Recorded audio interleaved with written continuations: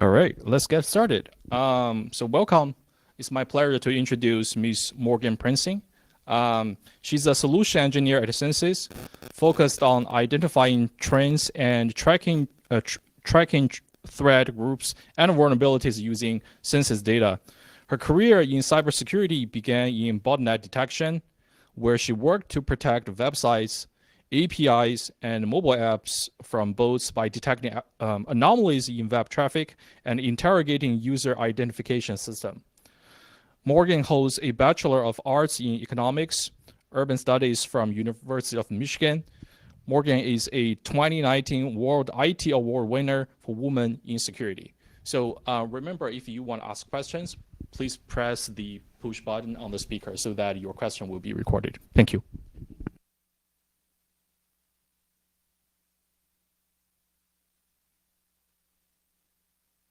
That would have been bad. So nice to be here. Wonderful introduction. I'm going to talk a little bit just about some of those security risks that we can identify using internet-wide scan data. And if you do have questions, again, yeah, you can click the button and stop me at any time. We'll leave a little time at the end as well. All right, let's make sure I can get to the next slide. Okay, so a little background, we kind of touched on it earlier, what Dave said, but I live in the city of Detroit. A lot of my history has been in this space around bot detection.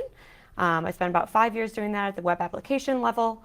While doing bot detection, I was a security analyst, so just really digging into a lot of weblog traffic, trying to isolate what is or is not a bot request.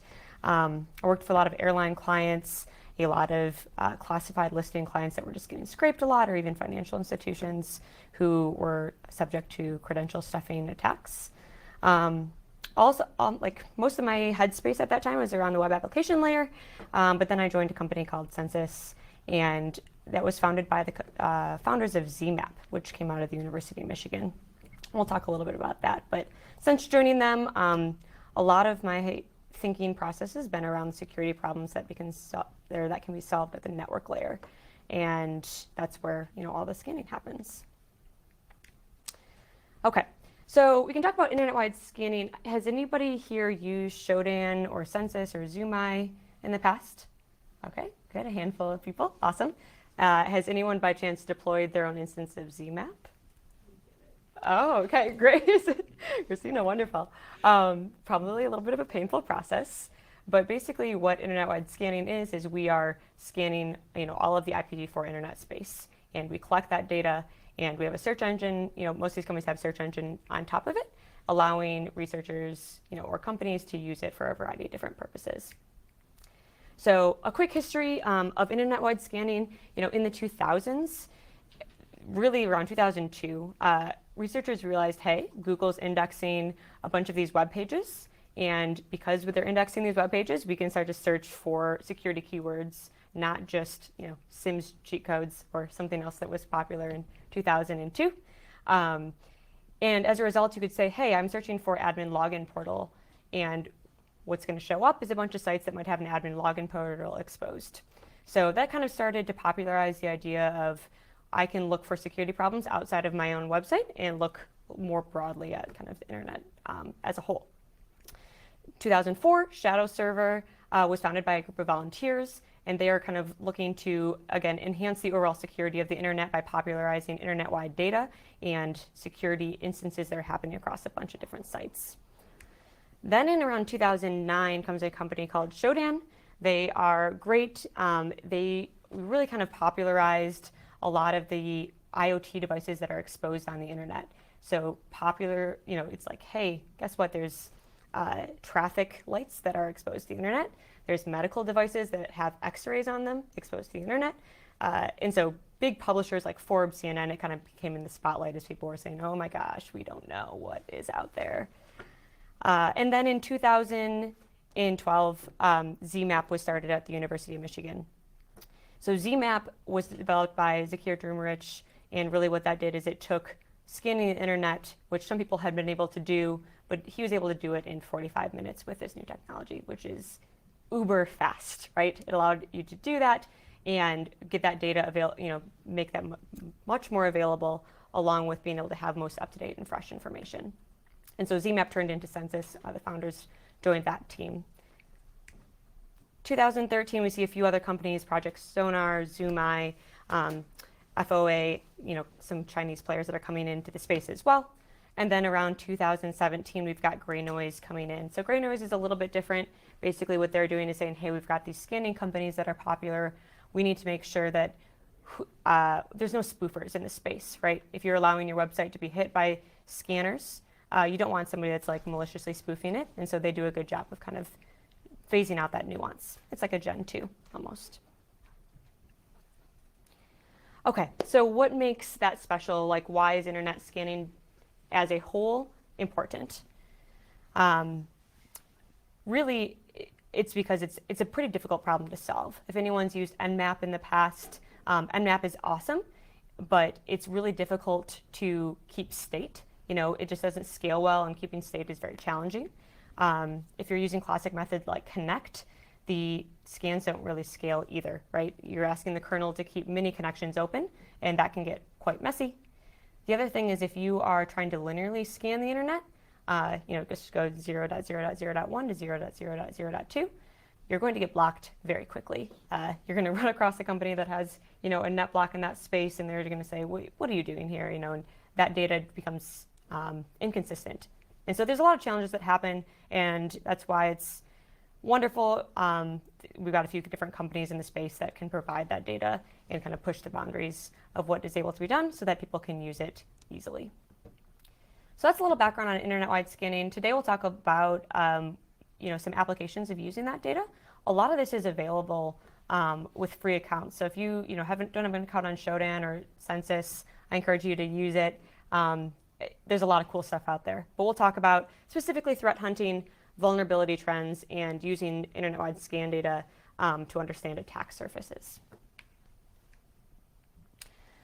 Okay, so threat hunting. This is the space that's been most embraced, I would say, by they most embrace internet-wide scan data. It's helpful just being able to search for different threat actors and monitor their behavior over time. As they, tracking their moves is something that governments and different corporations are honestly dedicating entire teams to do so. It's a bit of a where's Waldo, I would say. But in this instance, Waldo, or I guess this is Walda, is a bit of a shapeshifter who's moving through a rapidly changing internet. So it becomes a much more complicated problem. It's not the 80s with Where's Waldo books anymore. But if you're looking to how do you start with threat hunting, generally, internet-wide scan data is massive. If you're looking for the entire IPv4 space, just contextually, that's about 7.4 terabytes worth of data. So you really need a game plan of what are you looking for? What are the things that will help you identify different threat groups that you might be tracking? And so generally how people do this is they look for IOCs or indicators of compromise that you can queue off and start to find those different attack groups. For Waldo, those IOCs would be, striped shirt, glasses, palm hat, a little smile on his face. So that's kind of what you're trying to look for.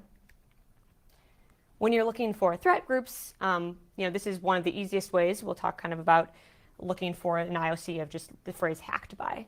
So some groups will advertise themselves and say, hey, if we hack into your website, we're going to take over the title of the page and say we're hacked by this group, and they kind of have this publicity stunt. It's almost like the tagging of the cyber world, and it's pretty fun to track. I enjoy it. And this happens all the time. If you've been reading the news recently, you probably saw that this happened a few weeks ago to one of the US government sites. Was hacked by a group that self-identified as the Iran cybersecurity group hackers. And so you can see right in the page title, there's the phrase hacked by. And this is something that we grab and parse in our internet scans. So it's as easy as saying, hey, I want to search for this phrase, and voila, we get some details on it. So we can do that if we pull this up here. Maybe. All right, cool. So this is the Census search interface. You can see here, I just put in, we're going to look in port 80 for, in this HTTP protocol, and we're going to do a quick regex here for just hacked by. or port 443, a similar thing, looking for that, again, phrase hacked by. And you can see right now we're getting 82 results, and there's a variety of different things. This is both has database exposed. We've got a variety of instances where this this particular group looks like they've recently done some activity. And so all this data is within the past 7 days. Things that were live on the internet, at least in the past 7 days, maybe sooner.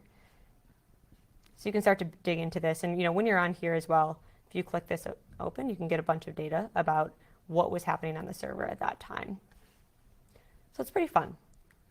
Let's get back to a second here and see if I can figure out how to get back to the presentation.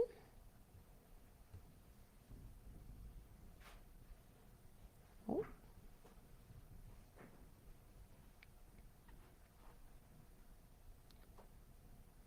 There we go. Cool. And I should also say that this is something that you can do with an API as well. So both Shodan, Census, most of these major internet scanning companies have an API that allows you to do very similar searches and pull that data down into different formats if you're looking for that. So a little bit of research that we've done on this, this was later in December. We were looking at some of those groups and who's that group that's like announcing themselves as hacked by. From like an anthropological standpoint, I find this to be quite interesting. There's groups like telling us a little bit about themselves. There's all sorts of naming conventions for these groups. Oftentimes, if you actually go to the websites, which I wouldn't recommend unless you're doing that in a sandbox, there's generally a bunch of like ASCII art and things of that nature too. So, there's a bunch of artifacts around who these groups are and what they're trying to accomplish. You can see here there are some groups that are just announcing, hey, we attacked you by this CVE, and you probably should fix this. This has been around since 2016. By the way, that is the dirty cow exploit, which was an issue that impacted the Linux kernel. But there's also groups here. This Alidas Tim. It's pretty interesting. We see him like working alongside someone in almost all of his attacks. So it's like hacked by him as well as somebody else. Maybe he's almost like a co-hacker in a way. So there's a lot of different things that can be tracked in terms of what's going on more socially with these different groups. I'll also say like one of my colleagues uses this, and he does a cool program where he will pipe these IPs into Aquatone and then do a flyover screenshot tool to be able to say what are the actual screenshots of the websites look like, and then uses that with some image processing. So cool things that you can start to do. And that's some of the more basic ones, but you can also start to track those who maybe don't want to be found. And those get a little bit more complicated, I would say. That's really And so to track some of these groups that don't want to be found, generally, like I will go to, in a lot of groups that are doing this professionally, go to MITRE and the attack framework, and they'll look for some of those big wigs that the governments are tracking. And so this is just a list from MITRE in terms of some of their groups that they're following. They generally have a bunch of IOCs on the site, and they also have software and things like that that they are most commonly associated with, different malware samples, things of that nature. There's a lot of them. So let's say we wanted to track DRIDEX. So actually, DRIDEX, US prosecutors just recently have brought down and brought charges against somebody behind the DRIDEX command and control operator. This was a form of malware that was specializing in stealing bank credentials via macros that would go through Microsoft Word. And as they actually are prosecuting for them, they accuse this man of also kind of being behind a group called Evil Corp. And in general, they are saying that it's been 100 million in stolen revenue since 2015. So if we want to start tracking DRIDEX, we need to start searching for some different IOCs. And so what you can look for is bad SSL is a tool that will start to give different SSL certificates. And you can actually filter some of these by different attack groups. Okay, so DRIDEX. So we've got a bunch of different SSL certs. We can see that these are a little bit old. 2018. We've got a SHA-1 listing here. So I grabbed these and put them into Google BigQuery, which is a way that we actually, all of census data goes into Google BigQuery, that we can start to query this. But because we've got a long list of them, I'll put it in here and say, hey, we want to understand what are some of the certificate attributes that these attackers are using. So when census scans the internet and when a lot of these groups are scanning, you also do a TLS handshake to grab a certificate. And so we've got a bunch of this data going back to about 2015 now. So when I run this, I'm going to start to pull some of this data around the issuer, the subject, some of the validity lengths, things of that nature, and we can see what we find. I'll let that run for a moment.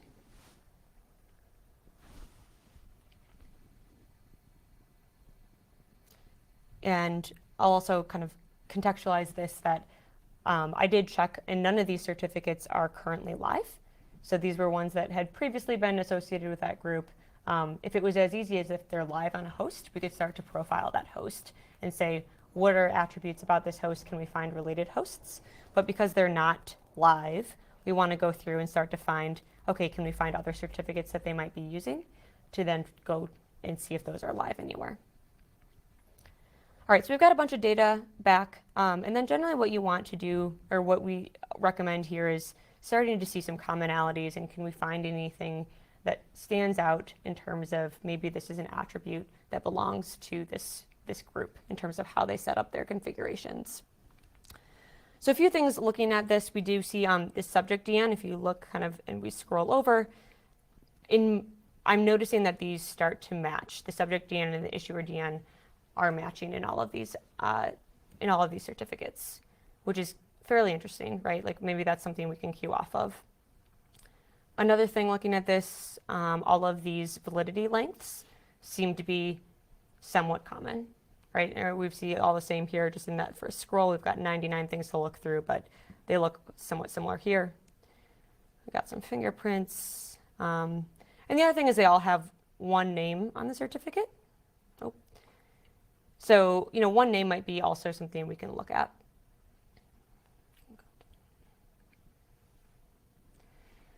And so generally what we can start to do is like a really basic attribution analysis.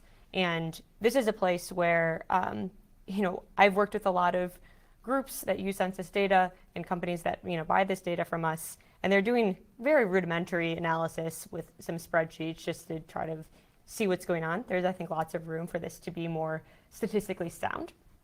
But one of this, this is a really basic example of saying, all right, let's look at instances where we see certificates where the subject DN is issued the exact same as the issuer DN. And inside of this small test group of 100 certificates that were associated with Dridex, we see 100% of them have that attribute.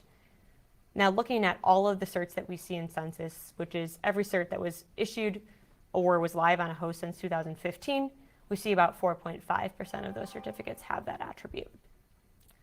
The other things that we were looking at was one name on a certificate. Again, 100% of these test certificates had that case. We've got a much larger number, though, where that's the case of all of the other certificates.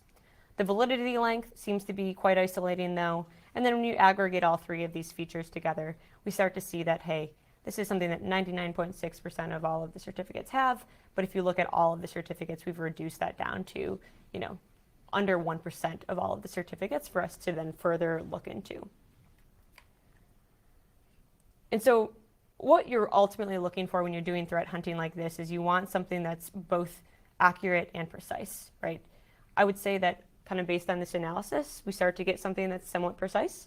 We're able to say, hey, it looks like these features are fairly unique to the certificates that were associated with Dridex. But we don't know yet if they're accurate. We don't know if that's, when we look at those, if they're actually going to correspond to that attacker infrastructure or not.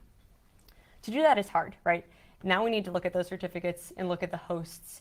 And we probably need to set up a honeypot to see if we're seeing requests come in from those hosts and see what kind of behavior those hosts are exhibiting to see if they would actually belong to this attacker group. But generally, companies that are doing this or governments that are doing this, this is a little bit along the lines of how they're using this data, is trying to find instances that we can start to track and then say, hey, are there things that we can find on the internet that might actually belong to them? And what do we do if we find them? Any questions on that? Yeah? Have you seen behavior changes in those hosts after the big data and the big data collection has been targeting those specific key factors? Have you seen changes in those factors over time? So you're asking if once somebody maybe has been impacted by a threat group, do we see changes? No, I was wondering if the threat group specifically changes their methods in, for example, setting the issuer and everything else as the same, or the lengths and everything like that. They do. They change it all the time. And so it is almost, and it's a frustrating game, right? Like you're waking up every morning and fighting the same fight again, where we see something that's changed, and then you have to start queuing off of new IOCs. And it can be hard to find. You know, sometimes groups just go completely dark, and it's probably because they've changed a bunch of stuff, and you have to start figuring out, okay, what's next? What are the next little, beacons that we can understand from Alien Vault maybe, or some other types of intel sources that are telling you about these groups? Very challenging. And that's where maybe, there's, I think, opportunity, machine learning at some point potentially to start to be a little more sophisticated with the modeling. I would say right now a lot of the customers we see aren't doing all of that. Any other questions? Do you use any of the blocklisting services, or do you work for them at all? Oh, can you click the mic button? It's lower, it'll say push on the bottom. Oh, push. Okay, sorry. Do you work, do you get information from the blocklisting services, or do you work with them, or? Around what sites are being blacklisted, what IPs? Yes, or domain names, like Spam House. Oh, yes. So us as a scanning company, we don't get a lot of that detail, but as we are people that are buying our data and using our data, oftentimes we'll use that potentially as an IOC, right? And so if there are names that are coming in and have been blacklisted because they've been associated with phishing attempts or have been associated with different scams, that is oftentimes something you can start to queue off of.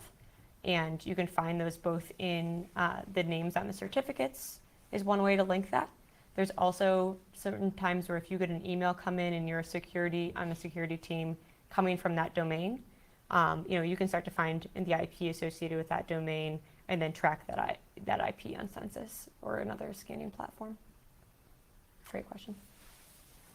Also, when you see you're thinking about how this is going to be applied and more automated in the future, do you see that coming from private or more government at this point for tracking these threats?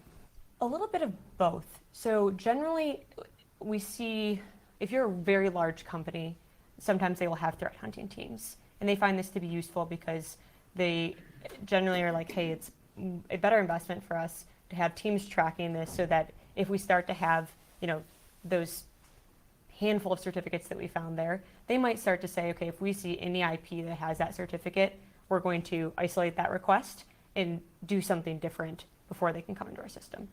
So they have some incentive, I think, from hey, we're protecting our systems. The government is doing that at a much larger scale as they are tracking even nation states or some of those huge groups and trying to do prosecution across them. So hard to say where that will come from. And maybe it is happening in some ways too, like some of what we have in terms of visibility is limited too. All right. So now we can talk a little bit about vulnerability trends.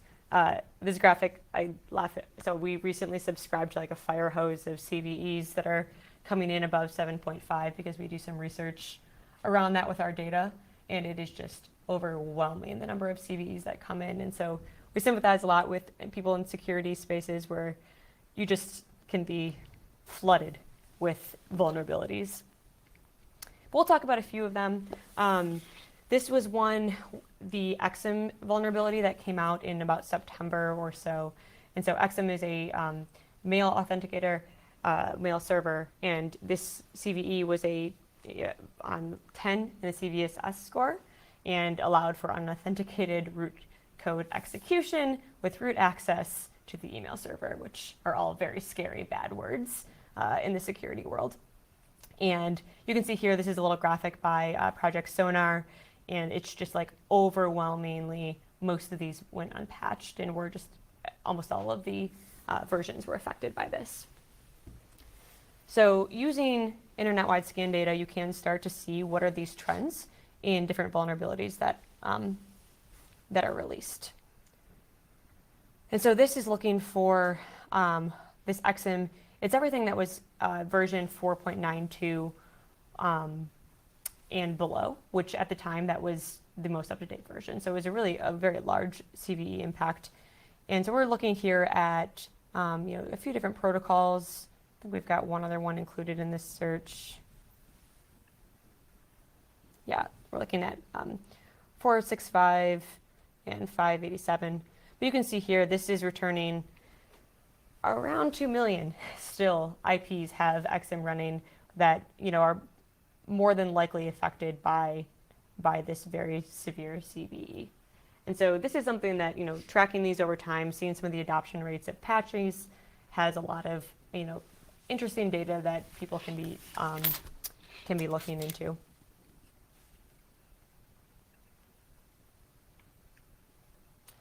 And then similarly, this was one for SharePoint. So this allowed people to take complete control access of their SharePoint servers, which impacted a lot of their Microsoft products. Also quite scary. And you can see this when we did some research about just over time what some of the patch cycles were. It's much smaller in scale, but it was, it just is hard to patch some of this stuff, and it's harder to see what, what might need to be patched can be challenging. So we see that trend a little bit here. And again, if you click on this, sorry. Maybe not. Well, we can even just do this, right? Putting in SharePoint here.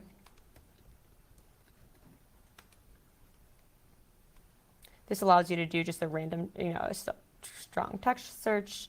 Likely what we want this to be is a specific version number. But you can see, this takes in a lot of different versions and allows you to see some of those trends over time. So in terms of security research, this can be helpful just to kind of get some contextualized information about what is actually live on the internet right now. All right. So one thing that you can do too, and generally when we're running these searches around vulnerabilities, a lot of times people want to know, okay, cool, that's great to understand around internet-wide trends, but also what are things that I'm impacted.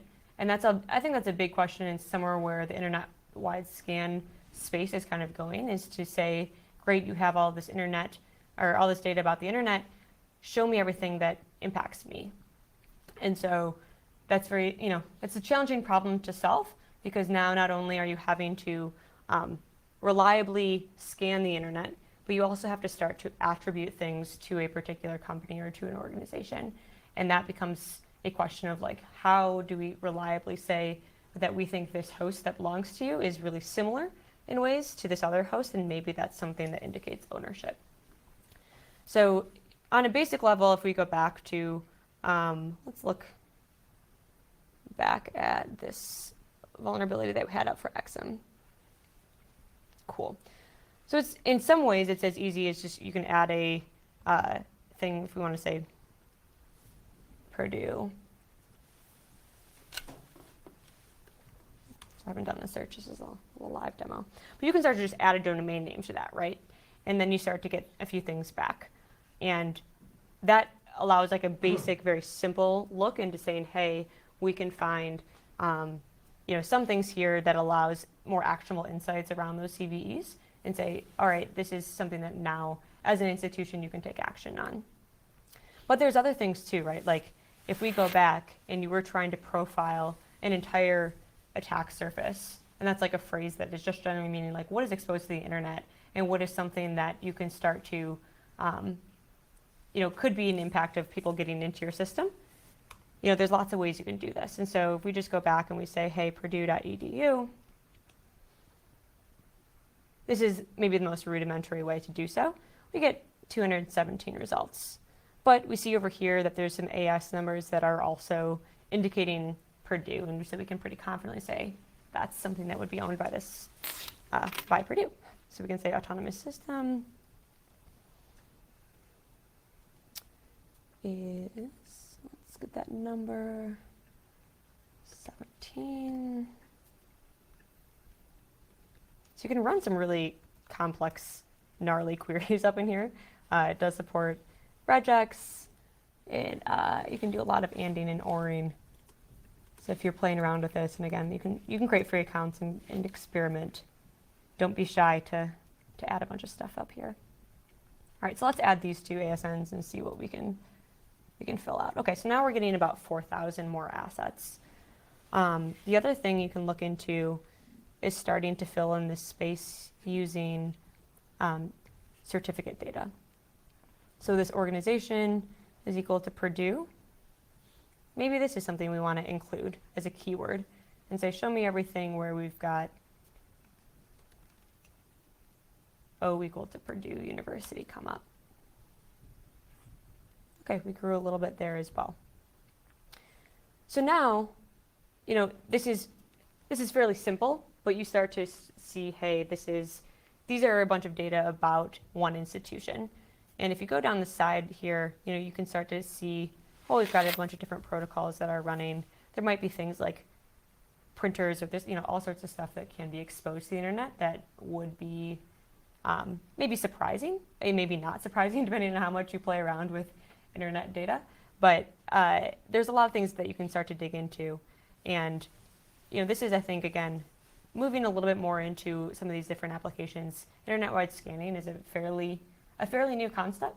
There's lots of different ways you can start to use this, but understanding, hey, what are the things that I own and maybe I'm not tracking explicitly is one of those newer applications of the data. You can also start to say, hey, what's the map look like, right? We've got Purdue infrastructure running all over the US. That's kind of fun. You can pull up some metadata reports as well. Hey, Morgan. Yeah. What sorts of things would these organizations be concerned about? Like you kind of showed some of the ports and protocols and stuff like Yeah. that, but what would they find concerning? Right, and so let's look back at the results of that. Generally, you know, you would expect things running on, you know, port 8443. If you've got HTTP and HTTPS, that's very expected. Most people are not going to blink an eye at that. It's like, hey, these are web servers that are running. A lot of people, and admittedly, all educational institutions have a very colorful attack surface, I would say. So, but generally things like, if you've got a telnet instance exposed, like that's pretty scary. And a lot of people wouldn't want that and want that to be, you know, internal or just taken offline in general. If you've got, you know, a database, that's also quite scary. Somebody can quickly probably authenticate into that database, and then you've got a bunch of data that could be PII exposed, and that, you know, could cause lots of implications. Some of these like embedded devices or cameras, you know, generally you don't want to take any risks with that kind of stuff in terms of personal information. So a lot of times we would advise companies to say, you know, you have your own rules, you kind of have your own understanding of what is okay within your security posture, but anything outside of, you know, HTTP, HTTPS, you know, strongly secured SSH potentially, all of that's generally things you'd want to start, you know, anything except those would be some things you want to look into. And I guess one other thought on that too is, as companies are moving to the cloud, and both cloud and remote workforces pose some other challenges too. So cloud space, if you are putting assets into the cloud, there's oftentimes a lack of visibility there of what's going on. And so that is another indicator of like, hey, maybe we have many cloud environments that exist. Is that what we would expect? Maybe yes, maybe no. Any other questions?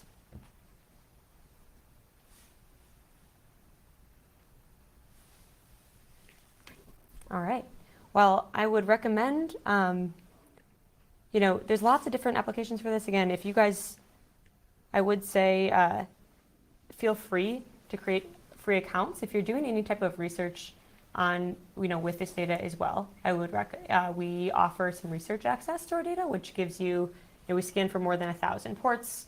You get full access to it if you're doing research. So if you, send us a note on census.io, there's kind of a research at email. So let us know. And if you're doing anything cool, also reach out to us. We love to read some of the papers and things of that nature. All right. No other questions? Oh, Now that you're at that point, do you also have like tutorial material available to walk someone through once they have this account, how things that they can do? we have a little bit of that. So we send out, I think if you sign up for a free account, you get a few drip marketing emails that suggest some queries that you can start to run. We also have some training that's in process, especially as corporations are buying the data more so. We have some of that, but we are working on doing some videos that are available for the public. Great question. And we also have a support team, myself included, that is willing to answer any questions.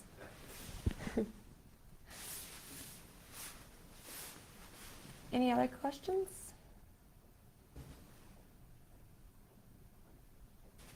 All right. I think we're good.